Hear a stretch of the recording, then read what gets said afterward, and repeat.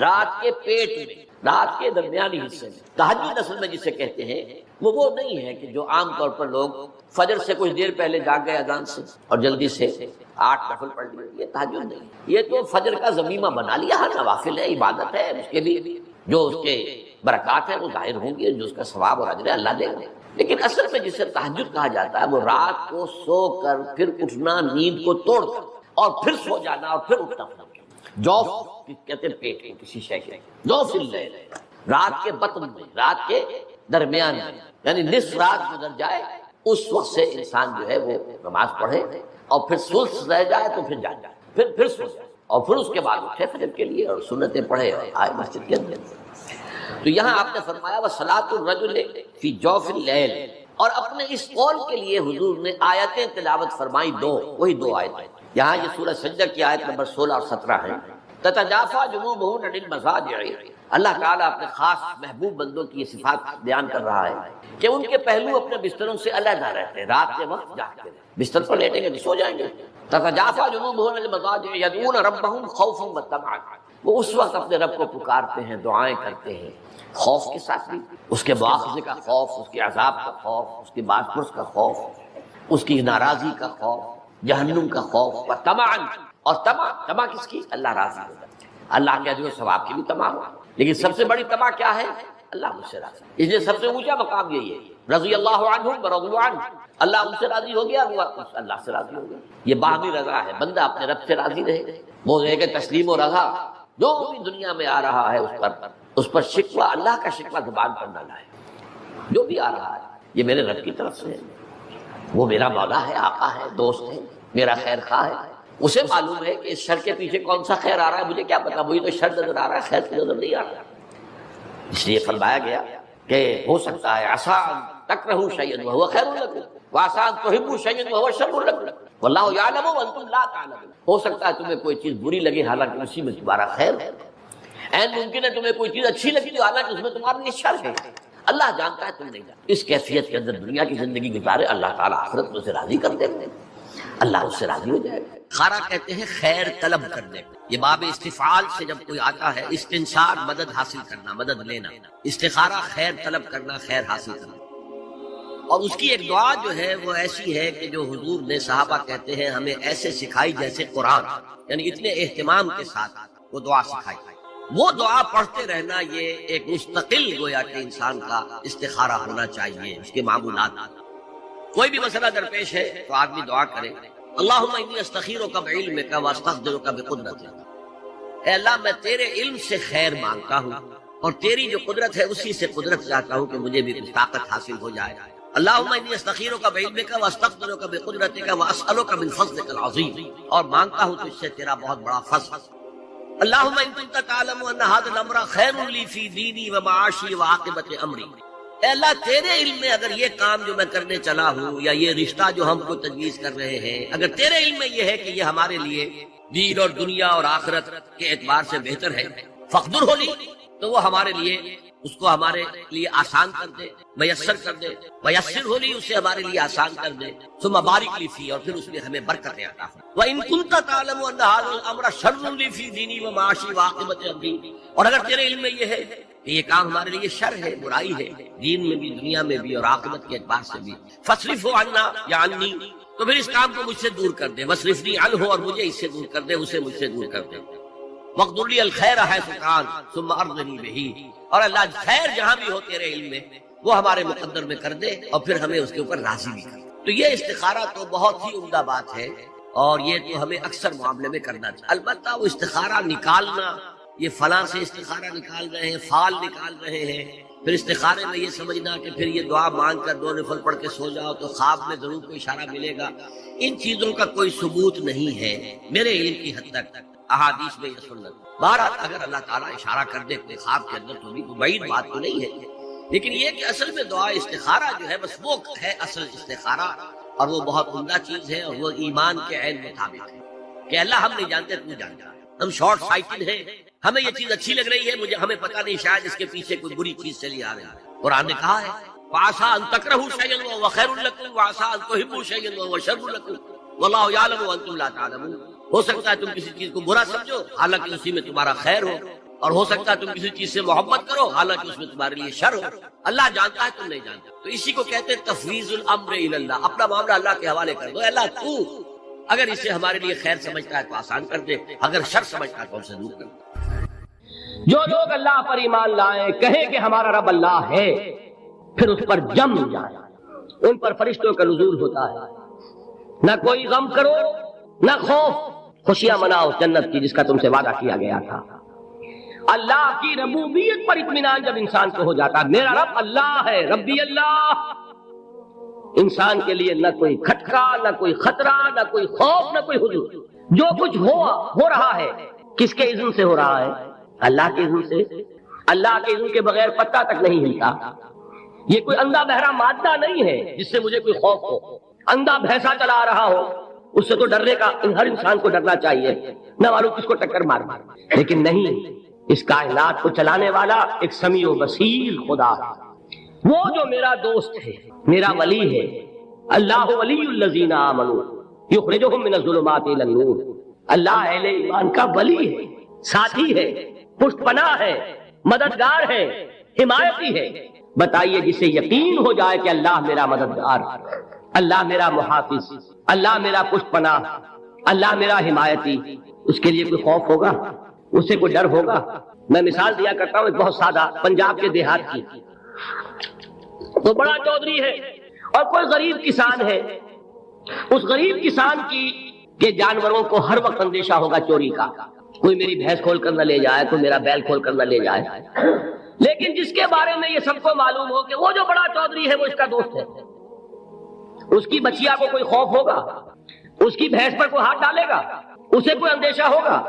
نہیں. کیوں کہ وہ بڑا چودھری, بڑا اس کا یہاں کا سردار, جاگیردار, سب کو معلوم ہے وہ میرا دوست ہے, کوئی میرے خلاف اقدام نہیں کر سکتا. اس دنیا میں یہ چھوٹی سی بات اگر آپ کے دلی اطمینان اور سکون کا باعث بن سکتی ہے تو ذرا تصور کیجئے. میں لفظ تصور استعمال کروں گا صرف اس لیے کہ اس کا ہم جس کو کہتے ہیں ادراک اور شعور کر نہیں سکتے, اگر کے ساتھ کر سکتے. اگر یقین ہو کہ اللہ میرا مددگار اور یقین ہو کہ اللہ ہر آن میرے ساتھ ہے, پھر کوئی خوف کس کا خوف؟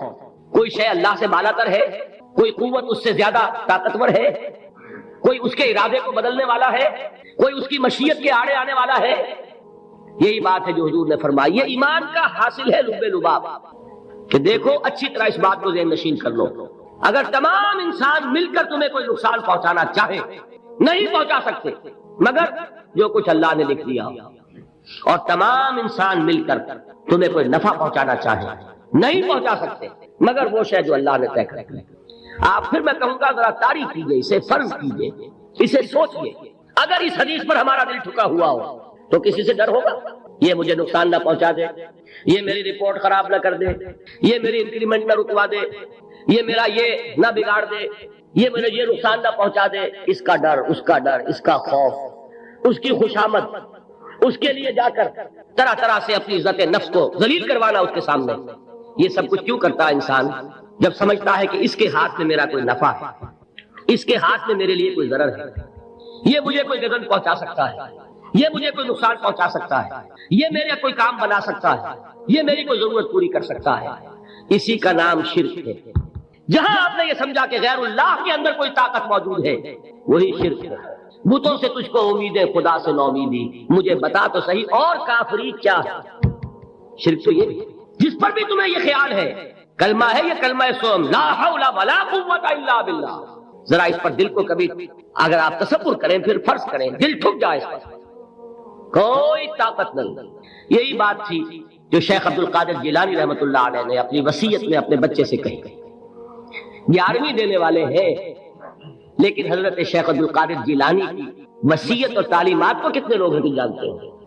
یہ جن مقامات تک پہنچے ہیں وہ کس چیز کی بدولت پہنچے؟ انہوں نے جو پیغام دیا وہ کیا تھا؟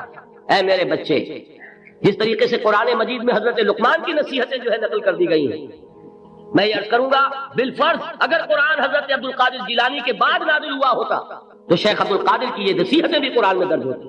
اتنی اونچی نصیحتیں ہیں. اے میرے بچے اس حقیقت کو ذہن نشین کر لے, لا فاعل فی الحقیقت ولا مؤثر الا اللہ. اس کائنات میں نہ کوئی فاعل حقیقی ہے نہ مؤثر حقیقی ہے سوائے اللہ. کسی شے میں کوئی تاثیر نہیں اگر اللہ نہ چاہے، آگ جلا نہیں سکتی اگر اللہ نہ چاہے، پانی ڈبو نہیں سکتا اگر اللہ نہ چاہے، زہر ہلاک نہیں کر سکتا اگر اللہ نہ چاہے، کوئی چیز فائدہ نہیں پہنچا سکتی اگر اللہ نہ چاہے، تو در در پہ کیوں سر جھکاتے ہو، در در پر کیوں جبیں سائی کرتے ہو، سب کے سامنے کیوں ہاتھ پھیلاتے ہو؟ ایک اللہ سے مانگو، ایک اللہ کے سامنے زمین پر اپنی جبین رکھو۔ لا فاعل فی الحقیقت ولا مؤثر الا اللہ۔ نظر آتا ہے ہمیں کہ پانی پیاس بجھا دیتا ہے، پیاس بجھانے کی صلاحیت پانی میں نہیں ہے، اللہ کے اذن سے۔ کھانا بھوک مٹا دیتا ہے، بھوک مٹانے کی صلاحیت کھانے میں نہیں ہے، اذن رب میں۔ دیکھیے یہی یقین تھا حضرت موسیٰ علیہ السلام کا واقعہ یاد کیجیے۔ سامنے سمندر آ گیا ہے، قوم دیکھتی ہے پیچھے کہ گرد و غبار کا طوفان، معلوم ہوا کہ فرعون اپنے لشکر سمیت آ گیا۔ لشکر جب چلتا تھا تیز رفتاری کے ساتھ تو گرد و غبار کا جو طوفان اٹھتا تھا اس کا تصور کیجیے، اور لمحہ بلمحہ وہ قریب آ رہا۔ پوری قوم نے کیا کہا؟ اے موسیٰ انا لمدرکون، اے موسیٰ ہم کو پکڑے گئے۔ قرآن مجید میں تو یہاں وہ باتیں نہیں لکھی ہیں، لیکن تورات میں یہ درج ہے کہ بنی اسرائیل جھگڑنے لگے، دست و گریبان ہو گئے موسیٰ کے ساتھ۔ موسیٰ نے یہاں مروایا لا کر، اس سے تو ہم ہی بہتر تھے، وہاں کھانے کو ملتا تھا، زندگی تو تھی، بیگار ہم کر رہے تھے، موت تو نہیں تھی۔ اب جو کچھ ہوگا اس کا تصور کرو، جس طریقے سے ہمارے ٹکڑے اڑائے جائیں گے۔ تو لڑ رہے ہیں حضرت موسیٰ علیہ السلام۔ یہ تورات کی تفصیل ہے، قرآن میں صرف اتنا آیا ہے، پریشان ہو کر انہوں نے کہا انا لمدرکون، موسیٰ ہم کو پکڑے گئے۔ اس وقت موسیٰ کا جواب کیا ہے؟ کلا ان معی ربی سیہدین، نہیں، میرے ساتھ میرا رب ہے، وہ راستہ دے گا۔ بتائیے کہاں راستہ نظر آ رہا ہے؟ یہ ہے ایمان بالغیب۔ راستہ نظر نہ آئے تب اللہ پر یقین ایمان ہے، جیب میں پیسے ہو تب دل کو اطمینان ہے، تو ایمان کس پر ہوا؟ پیسے پر، اللہ پر نہیں۔ جب وسائل و ذرائع نہ ہو اور پھر یقین ہو کہ اللہ مسبب الاسباب ہے، وہ اسباب کا پابند نہیں ہے، وہ اسباب کا محتاج نہیں ہے، اسباب اس کے محتاج ہیں۔ اگر یہ یقین ہے تو اللہ پر ایمان ہے، یہ نہیں ہے تو تمہارا ایمان اسباب پر ہے، وسائل پر ہے، ذرائع پر ہے، مادیات پر ہے، اللہ پر نہیں۔ اس وقت کہاں راستہ تھا؟ کوئی راستہ تھا؟ سمندر ہے اور ادھر سے لشکر آ گیا ہے۔ کلا ان معی ربی سیہدین۔ اب دیکھیے ایمان کہہ دینا آسان ہے، ہوا معکم اینما کنتم، جہاں کہیں بھی تم ہوتے ہو اللہ تمہارے ساتھ ہوتا ہے، لیکن اس کا یقین قائم ہو جائے تو زمین و آسمان کا فرق واقع ہو جائے۔ یہی بات ہوئی حضور کے ساتھ۔ غار ہے، چھپے ہوئے ہیں محمد رسول اللہ اور آپ کے وہ یار غار ابو بکر صدیق رضی اللہ تعالی عنہ۔ اقبال نے حضرت ابو بکر کی شان میں چند اشعار پڑھے صرف، لیکن واقعہ یہ ہے کہ بھاری بھاری نظموں پر اور قصیدوں پر بھاری، طویل ترین نظمیں اور قصیدے ہوں ان پر بھاری۔ ہمتیں ابو بکر کی ہمت جو ہے، کشت ملت را جو اب جیسے بارش سے کھیتی اپجتی ہے، ابو بکر کی ہمت اور عظیمت اس امت کو اسی طرح سینچنے والی ہے۔ ثانیے اسلام و غار و بدر و قب، وہ دوسرے تھے اسلام میں، دوسرے پہلے کون تھے؟ انا اول المومنین، حضور کی بات ہے، سب سے پہلا ایمان لانے والا میں، دوسرے ابو بکر۔ ویسے ہمارے ہاں یہ چلتا ہے اختلاف، حضرت علی پہلے ہیں کہ حضرت ابو بکر پہلے ہیں، لیکن اس میں بڑی خوبصورت تطبیق قائم کی ہے علماء نے، اور بہت صحیح ہے۔ چار کے بارے میں فیصلہ ہی مت کرو کہ کون پہلے، ان کی ایک عجیب تقسیم کر دی ہے۔ آزاد مردوں میں، بالغ مردوں میں سب سے پہلے ابو بکر، بچوں میں سب سے پہلے علی، خواتین میں سب سے پہلے خدیجہ، اور غلاموں میں سب سے پہلے زید بن حارثہ۔ بڑی پیاری تقسیم ہے، یہ چاروں ہی پہلے ہیں، ہر ایک کے لیے اولیت ہے۔ اور واقعہ یہ ہے کہ اگر زمانی اعتبار سے تعین ہوگا تو پہلے خدیجہ الکبریٰ آئیں گی رضی اللہ تعالی عنہ۔ کسی اور سے بات کرنے کی نوبت بعد میں آ سکتی ہے، پہلے تو اہلیہ محترمہ سے بات ہوئی، آتے ہی پہلی وحی ہوئی ہے، ابھی تبلیغ کا حکم نہیں تھا۔ کس کو بتایا واقعہ؟ ابھی اپنی نبوت کی تبلیغ کا تو حکم ہی نہیں آیا۔ واقعہ کس کا ہے؟ وہ خدیجہ کا ہے۔ جب کہا ہے کہ خشیت علی نفسی، مجھے اپنی جان کا اندیشہ ہے، تو کیا جواب دیا خدیجہ نے رضی اللہ تعالی عنہا؟ وہ صدیقۃ الکبریٰ ہے۔ صدیقات جو ہے خواتین، ان میں چوٹی پر خدیجہ الکبریٰ ہے رضی اللہ تعالی عنہ، اور صدیق جو مرد ہیں ان میں صدیق اکبر ہے ابو بکر صدیق رضی اللہ تعالی عنہ، لیکن صدیقات میں چوٹی۔ جب حضور نے فرمایا خشیت علی نفسی، کیا فرمایا، کیا عرض کیا، کیسے تسلی دی؟ نہیں، اللہ آپ کو ضائع نہیں کرے گا، آپ غریبوں کے ہمدرد ہیں، آپ مساکین کے تکالیف رفع کرنے والے ہیں، آپ بیواؤں کی سرپرستی کرتے ہیں، آپ مسافروں کی خدمت کرتے ہیں، اللہ آپ کو ضائع نہیں کرے گا۔ یہ یقین ہے اس خاتون کے اندر۔ خیر وہ ایک علیحدہ بات ہو جائے گی، میرے دل پر حضرت خدیجہ رضی اللہ تعالیٰ عنہ کی شخصیت کا بڑا گہرا نقش ہے، جو وہ کوئی اور ہی وقت اور موقع ہوا تو بیان ہوگا۔ بہرحال اقبال نے ایک مصرے میں جو 4 اولیتیں جمع کر دی ہیں، ہمت او کشت امت را چو ابر، ثانی اسلام و غار و بدر و قبر۔ اسلام میں حضور کے بعد پہلے کون؟ ابو بکر۔ غار میں حضور کے ساتھ کون؟ ابو بکر۔ بدر کی رات اللہ کا رسول سر بسجود، وہ جھاڑ، وہ گھاس پھوس کی جو جھوپڑی بنائی گئی تھی، اور وہاں تلوار ننگی لے کر پہرا دینے والا کون؟ ابو بکر۔ اور اس حجرہ عائشہ میں محمد کے بعد سب سے پہلے دفن ہونے والا کون؟ ابو بکر رضی اللہ تعالیٰ عنہ صلی اللہ علیہ وسلم۔ وہ جو معاملہ میں سنا رہا تھا غار ثور کا، حضرت ابو بکر بھی حضور کے خیال سے لرز گئے ہیں۔ آپ کو یاد ہوگا کہ جا کر پہلے تمام جتنے سوراخ تھے انہیں بند کیا، ایک سوراخ رہ گیا تھا جس کو بند کرنے کے لیے کوئی کپڑا نہیں تھا، وہاں اپنی ایڑی رکھی ہے، تب کہا ہے حضور سے تشریف لائیے، اور اپنے زانو پر حضور کو لٹایا ہے، اور وہاں کسی موذی جانور نے کاٹا ہے، حضور کی آنکھ لگ گئی تھی، اس وقت اس بل کے اندر جو بھی بچھو ہے کیا ہے واللہ عالم، اس نے کاٹا ہے، اس کی تکلیف کی وجہ سے ابو بکر کی آنکھوں سے آنسو ٹپک گئے، حضور کے چہرے مبارک پر پڑے ہیں، تو حضور جاگے ہیں، معاملہ کیا ہے؟